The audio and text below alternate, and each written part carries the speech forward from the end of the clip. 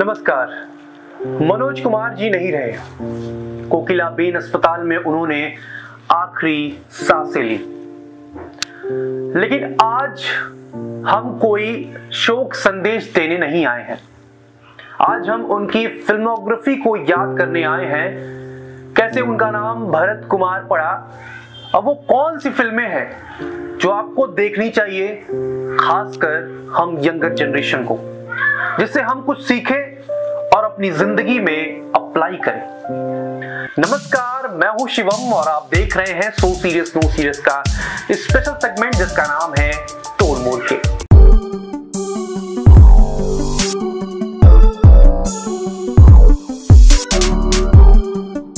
मनोज कुमार केवल एक एक्टर नहीं थे, ना केवल एक निर्देशक। वो एक अलग जगह हुए थे, वो भी तब जब भारत अंग्रेजों की बेड़ियों से नया नया आजाद हुआ था। उस वक्त मनोबल की पूरे देश में कमी थी। मनोज कुमार की फिल्में उस वक्त न केवल देशवासियों को मनोबल दे रही थी, साथ ही एक अलग और स्वावलंबी बनाने की सीख दे रही थी। तो शुरू करते हैं मनोज कुमार से भरत कुमार बनने तक का सफर।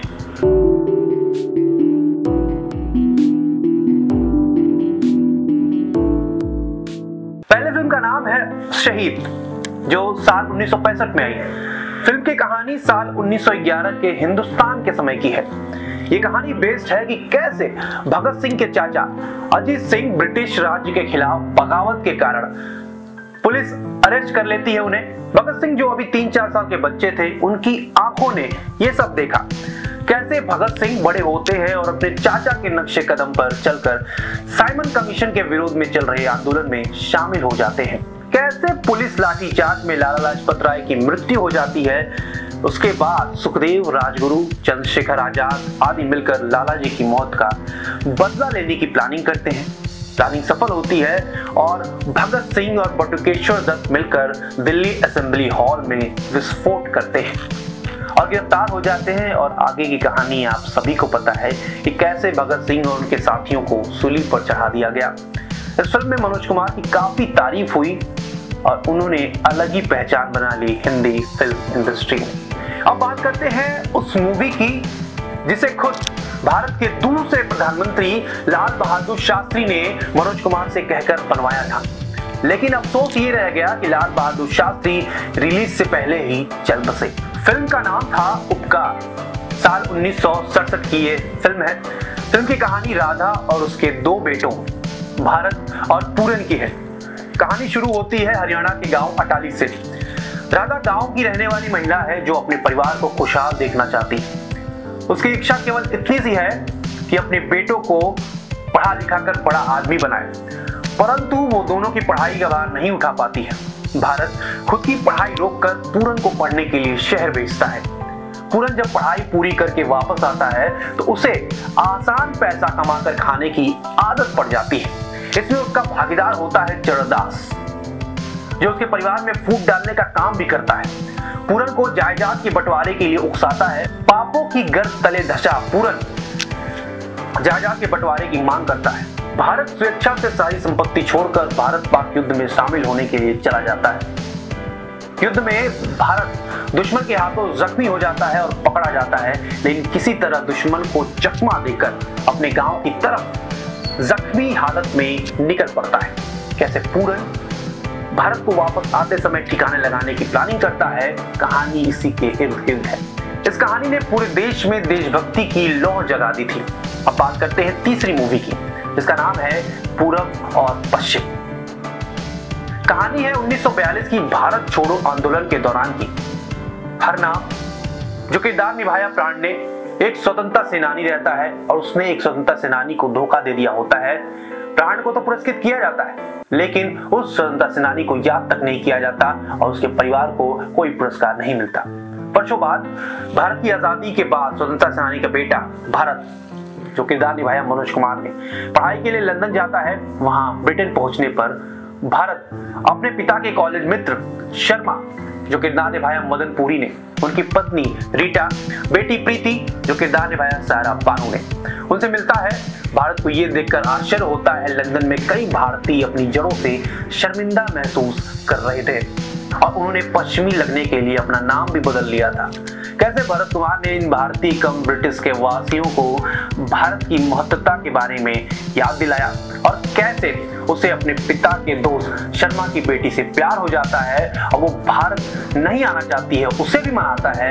और इस फिल्म का एक गाना भी बहुत लोकप्रिय है, जब जीरो दिया मेरे भारत ने। अब बात करते हैं फिल्म रोटी कपड़ा मकान की। इस फिल्म की कहानी के बारे में बात करते हैं। अपने पिता के रिटायरमेंट के बाद दिल्ली में रहने वाले अपने परिवार की देखभाल की जिम्मेदारी भरत पर आ जाती है। उसके दो छोटे भाई होते हैं, विजय जो किरदार निभाया अमिताभ बच्चन ने, दीपक जो निभाया धीरज कुमार ने। वो कॉलेज जाने वाले छात्र होते हैं। उनकी एक बहन भी होती है जो विवाह योग्य होती है, जिसका नाम रहता है चंपा। हालांकि भरत कॉलेज से ग्रेजुएशन पास है, लेकिन उसे नौकरी केवल मिलती है कम पैसे पाने वाले गायक की। जो उसकी प्रेमिका शीतल जो ज़ीना कमान ने भूमिका निभाई, उसे बहुत परेशान करता है। इसी बीच परिवार की जरूरतों को पूरा करने के लिए विजय यानी अमिताभ बच्चन अपराध की दुनिया में चले जाते हैं, लेकिन भरत के साथ बहस के बाद वो सेना में शामिल होने के लिए घर छोड़ देता है। शीतल एक अमीर व्यापारी मोहन बाबू शशि कपूर के यहाँ सेक्रेटरी के रूप में काम करना शुरू करती है और मोहन उसकी ओर आकर्षित हो जाता है।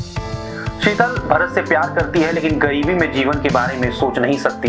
भरत को आखिरकार एक बिल्डर की नौकरी मिल जाती है, लेकिन उसे एहसास होने लगता है कि शीतल धीरे धीरे उससे दूर हो जा रही है। जल्द ही सरकार द्वारा निर्माण स्थल पर कब्जा कर लेने के बाद उसकी नौकरी चली जाती है और उसकी आर्थिक तंगी शुरू हो जाती है। भरत को झटके पर झटके मिलने लगते हैं। मोहन शादी का प्रस्ताव लेकर शीतल के पास जाता है और शीतल राजी हो जाती है। भरत जल्द ही अपने पिता को भी खो देता है और तबाह हो जाता है। उसे नेकी राम मिलता है। मदन पुरी ने इसकी भूमिका निभाई है। वो भ्रष्ट व्यवसायी रहता है। भरत को अवैध गतिविधियों में शामिल करने के लिए राजी कर लेता है ताकि उसका परिवार गरीबी रेखा से बाहर आ सके। कैसे भरत जुर्म की दुनिया से बाहर निकलता है, कहानी ये बतलाती है। अगली फिल्म है क्रांति। ये फिल्म 19वीं सदी के ब्रिटिश राज्य में होती है और 1925 से 1975 के बीच ब्रिटिश शासन से स्वतंत्रता के लिए हुए संघर्ष की कहानी है। यह उन वीर पुरुषों की कहानी है जो ब्रिटिश राज्य के खिलाफ संघर्ष का नेतृत्व करते हैं। सांगा दिलीप कुमार, भरत मनोज कुमार, एक राजकुमार शशि कपूर और स्वतंत्रता सेनानी शत्रुघ्न सिन्हा।